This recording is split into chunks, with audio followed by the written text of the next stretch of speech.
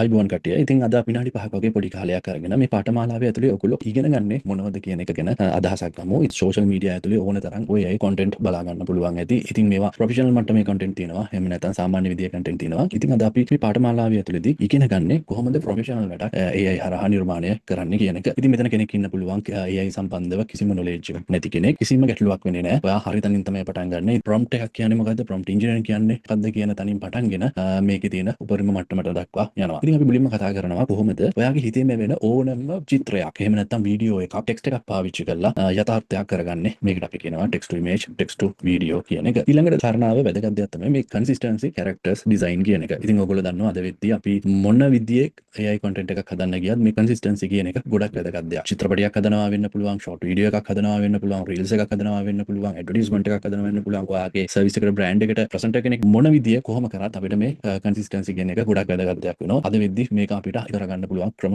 රාශියක් තියෙනවා. මේවා ඉතා හොඳ මට්ටමේ. ඒ වගේම තමයි ඔයා පොත් ලියන කෙනෙක්, concept art, cartoon, blog, presentations, ad වලට මෙන්න මේ විදියට consistency එකක් maintain කරගෙන ඒ scenes build කරගන්න ආකාරය. ඒ වගේම තමයි මේ image high quality එකට export කරගන්න විදිය, මේවා වීඩියෝ එකක් බවට පත් කරගන්න විදිය ගැන අපි කතා කරනවා. service එකක් තියෙන කෙනෙක්, ඔයාට business එකක් තියෙන කෙනෙක් වෙන්න පුළුවන්, ඔයා මොකක් හරි product එකක් නිපද වෙන කෙනෙක් වෙන්න පුළුවන්. ඉතින් ඔයාගේ product එකට, service එකට, business එකට අවශ්‍ය advertisement එක, photograph එක high quality එකට නිර්මාණය කරගන්නේ කොහොමද කියන එක. ඉතින් මේවා consistency එක maintain කරගන්නේ කොහොමද කියන එක ගැන කතා කරනවා. ඔයාට අවශ්‍ය advertisement එක හදාගන්න විදිහත් කතා කරනවා. ඔයා photographer කෙනෙක් නම් අද AI කියන එක මාරු විදිහට වැදගත් දෙයක් වෙලා තියෙනවා. ඉතින් මේ වගේ destroyed වෙච්ච photo එකක් කොහොමද store කරගන්නේ, මේක color කරගන්නේ කොහොමද, shoot එකක් capture කරන් එනවා ගෙදර ඇවිල්ලා බලනකොට blur වෙලා තියෙන පුළුවන්. ඉතින් අන්න ඒ වගේ આવොත් දැන් අපිට පුළුවන් AI හරහා මේක enhance කරගන්න, මේක restore කරගන්න, මේක improve කරගන්න, upscale කරගන්න, මෙන්න මේ වගේ ගොඩක් දේවල් තියෙනවා. ඒ වගේම තමයි retouching කරන options තියෙනවා. ඊට පස්සේ ඔයා shoot එකක් design කරනකොට මොන වගේ position වලටද ගන්නේ, මොන වගේ location වලටද ගත්තේ, මේ විදියට ගත්තොත් හොඳයිද නරකයිද, මේ විදියට dress කරොත් හොඳයිද නරකයිද කියන එක ඔයා shoot එකට යන්න කලින් ඔයාට කලින් experiment කරලා බලලා යන්න පුළුවන් හැකියාවක් තියෙනවා. scale කරගන්න විදිය, generative fill, in painting, out painting, background remove කරන ඒවා, object remove කරන ඒවා, expand කරගන්න ඒවා, මෙන්න මේ වගේ images සම්බන්ධව තියෙනවා. ඒ image එකක් විවිධ style වලට convert කරගන්න ඒවා. ඒ වගේම තමයි ඔයා නිතරම social media වලට content create කරන කෙනෙක් නම්, post දාන කෙනෙක් නම්, photos දාන කෙනෙක් නම් ඒවට අවශ්‍ය විදිහේ poster photos නිර්මාණය කරගන්නේ කොහොමද කියන එක ගැන කතා කරනවා. අද වෙද්දී විශාල effect ප්‍රමාණයක් මේ AI හරහා අපිට ඉතාම පහසුවෙන් නිර්මාණය කරගන්න පුළුවන්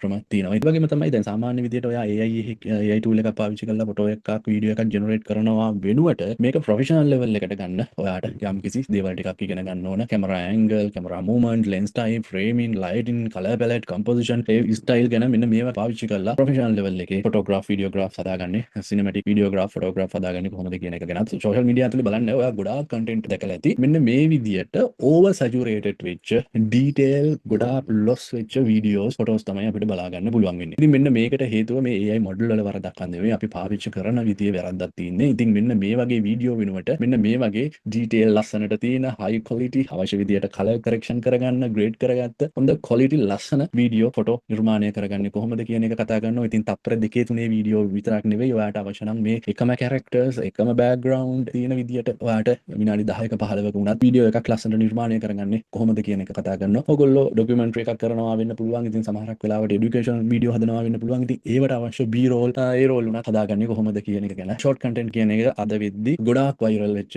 දෙයක්. බයක් තියෙනවා මේ AI වලින් දේවල් නිර්මාණය කරොත් මේකට monetization හම්බෙන්නේ නැති වේද කියන එක. ඒකට තියෙන හරිම සරල උත්තරයක් ඔයා AI භාවිතා කරලා හරියට වැඩක් කරන්න. එතකොට ඔයාට කවදාකවත් monetization නැති වෙන්නේ නැහැ. හරිද? ඒක අපිට කරන් කරලා කියන්න පුළුවන්. ඒක අපි කරලා තියෙනවා. මේක ඉදිරියටත් එහෙමයි. වීඩියෝ ටිකක් අරගෙන YouTube එකට දාන එක නෙවෙයි ඔයා කරන්න ඕන. එකක් හරියට තෝරලා මේව consistency එකක් maintain කරලා දිගටම ඔයා කරගෙන ගියොත් සාර්ථක වෙන්න පුළුවන්. ඒ වගේම තමයි විශාල මුදලක් උපයා ගන්න පුළුවන්. පොඩි පොඩි clip දාලා අර මෙහෙන් වෙන clip දාලා වීඩියෝ දැම්මා කියන එක හරියන්නේ නැහැ. ඉතින් ඒ වගේ content වලට කොහොමවත් monetization සම්බෙන්නේ නැහැ. virtual try on කියන එක ගොඩක් වැදගත් දෙයක්. address එකක් order කරනවා නම් අපිට පුළුවන් මේක දැන් fit on කරලා අපිට match වෙනවද නැද්ද කියන එක බලන්න. clothing brand එකක් කරනවා නම්, shop එකක් කරනවා නම් ඔයාට අවශ්‍ය advertisement ටික AI හරහා නිර්මාණය කරගන්න, වීඩියෝ ටික AI හරහා නිර්මාණය කරගන්න පුළුවන් හැකියාවක් අද වෙද්දී තියෙනවා. ටීචර් කෙනෙක් වෙන්න පුළුවන්. එහෙම නැත්නම් මොන විදිහේ හරි educational content නිර්මාණය කරන කෙනෙක් වෙන්න පුළුවන්. ඉතින් AI කියන එක educational content වලට විශාල වශයෙන් වැදගත්කමක් තියෙනවා. ඉතින් සමහරක් වෙලාවට අපිට explain කරලා කියන්න බැරි දේවල් මේ හරහා නිර්මාණය කරලා educational content එක නිර්මාණය කරන්න, පොත් ලියන්න, PDF ටික හදාගන්න, මෙන්න මේවට AI පාවිච්චි කරන්න පුළුවන්. ඉතින්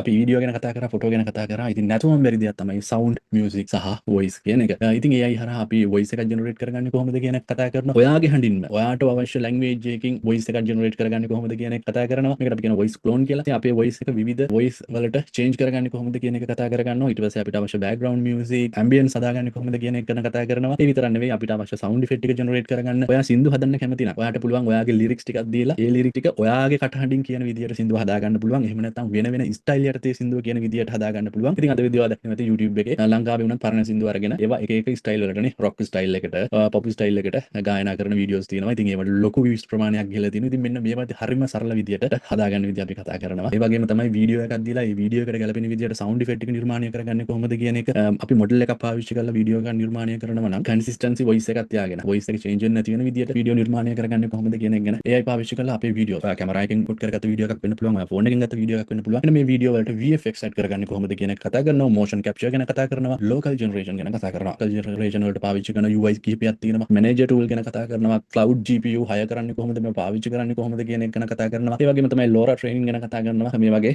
තව ගොඩාක් දේවල් ගැන කතා කරනවා. ඉතින් මේ දිග වීඩියෝ එකක් කරන්න බෑ. පාට අයිඩියා එකක් දෙන්න තමයි අවශ්‍ය වෙන්නේ. ඉතින් මේ හැමදේම කතා කරන ගමන් අපි ප්‍රොජෙක්ට් කරන්න ඕන. අපි ප්‍රොජෙක්ට් කිහිපයක්ම කරනවා. live sessions වලට අමතරව advanced tutorial හම්බ වෙනවා. practical sessions හම්බ වෙනවා. AI කියන subject එක නිතරම update වෙන subject එකක්. ඉතින් මේ update වෙනවත් එක්කම මේ update වෙන කරුණු ඕගොල්ලෝ update කරන tutorial videos හම්බ වෙනවා. ඉතින් මෙන්න මේ දවස් 10ක පාඨමාලාවක් නෙවෙයි මේක ඇවිල්ලා all in one package එකක්.